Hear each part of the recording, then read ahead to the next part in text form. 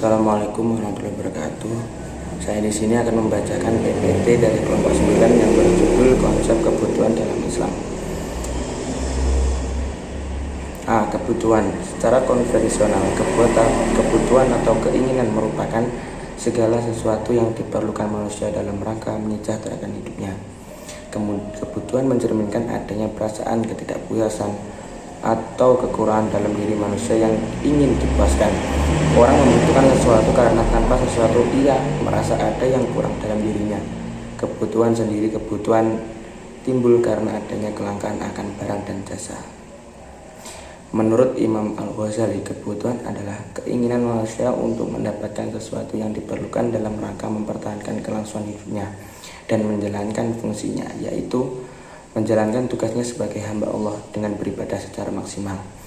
Menurut Islam, yaitu senantiasa mengaitkannya dengan tujuan utama manusia diciptakan, yaitu ibadah untuk memenuhi kebutuhan ini. Maka Allah menghiasi manusia dengan hawa nafsu atau syahwat.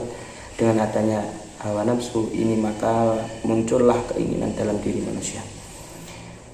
Dalam ekonomi Islam, kebutuhan manusia maksud terdiri dari 3 jenjang, yaitu 1. Daruriyat atau primer, merupakan kemestian dan landasan dalam menegakkan kesejahteraan manusia di dunia dan akhirat yang mencakup pemeliharaan 5 unsur pokok, yakni agama, jiwa, akal, keturunan, dan harga. Yang kedua adalah hajiyat atau sekunder, maksudnya untuk memudahkan kehidupan, menghilangkan kesulitan atau menjadi pemeliharaan yang lebih baik terhadap 5 unsur pokok kehidupan manusia. Apabila kebutuhan tersebut tidak terwujud dan tidak akan mengancam keselamatannya, namun akan mengalami kesulitan.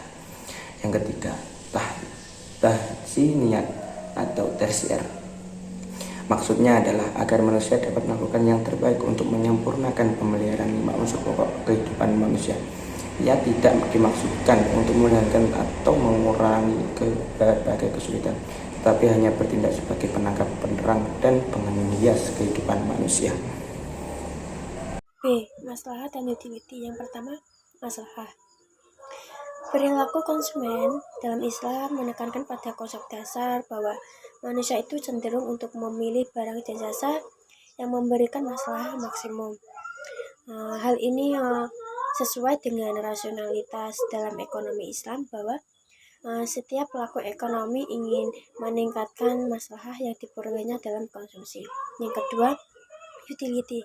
Secara bahasa, utility itu diartikan sebagai bisa berarti berguna, membantu, menguntungkan. Dalam konteks ekonomi, utility diartikan sebagai kegunaan barang yang dirasakan oleh seorang konsumen dalam mengkonsumsi suatu barang. Kegunaan ini bisa dirasakan sebagai rasa tertolong dari kesulitan karena mengkonsumsi suatu barang. Ketiga, perbedaan maslahah dan utility. Yang pertama, konsep maslahah dikoneksikan dengan kebutuhan atau need, sedangkan kepuasan atau utility dikoneksikan dengan keinginan atau want. Yang kedua, utility atau kepuasan itu bersifat individualis, sedangkan maslahah itu bersifat tidak hanya bisa dirasakan oleh individu tetapi bisa dirasakan pula oleh orang lain atau sekelompok masyarakat. Yang ketiga, maslahah relatif lebih objektif karena didasarkan pada pertimbangan yang objektif atau kriteria pada halal atau baik, sehingga suatu benda ekonomi bisa diputuskan apakah memiliki masalah atau tidak. Sementara utility mendasar pada kriteria yang lebih subjektif karena berbeda antara individu dengan yang lainnya.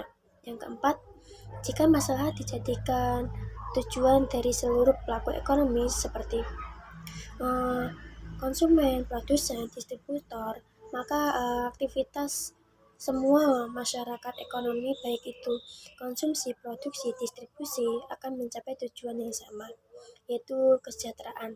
Hal ini berbeda dengan utility dalam ekonomi konvensional.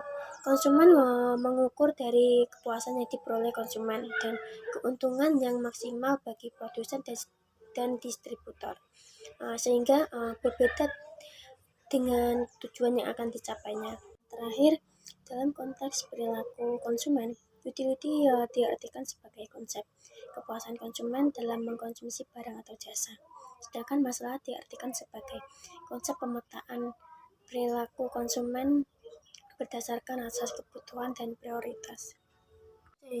Pengalokasian sumber daya untuk memenuhi kebutuhan. Pada dasarnya, tujuan hidup setiap manusia adalah untuk mencapai kesejahteraan. Meskipun manusia itu memaknai kesejahteraan dengan perspektif yang berbeda. Sebagian besar paham ekonomi memaknai kesejahteraan itu material duniawi. Dalam upaya mencapai kesejahteraan manusia dalam menghadapi masalah, yaitu kesenjangan antara sumber daya yang ada dengan kebutuhan manusia. Allah menciptakan alam semesta ini dengan berbagai sumber daya yang memadai untuk mencukupi kebutuhan manusia. Mengingat sumber daya ekonomi itu bersifat langka, pengalokasiannya harus memberi manfaat bagi setiap manusia, yaitu diantaranya seperti sumber daya alam, sumber daya modal, dan sumber daya manusia. Konsep pemilihan dalam konsumsi. Dalam ekonomi konvensional, pada dasarnya satu jenis benda ekonomi itu merupakan substitusi yang sempurna bagi benda yang lainnya atau memberikan utilitas yang sama. Adapun presensi konsumsi dalam memenuhi kebutuhan manusia itu memiliki beberapa pola. Yang pertama, mengutamakan akhirat daripada dunia. Yang kedua, konsisten dalam prioritas memenuhi kebutuhan. Yang ketiga, memperhatikan etika dan norma. Sekian dari kelompok kami, kurang lebihnya mohon maaf. Wassalamualaikum warahmatullahi wabarakatuh.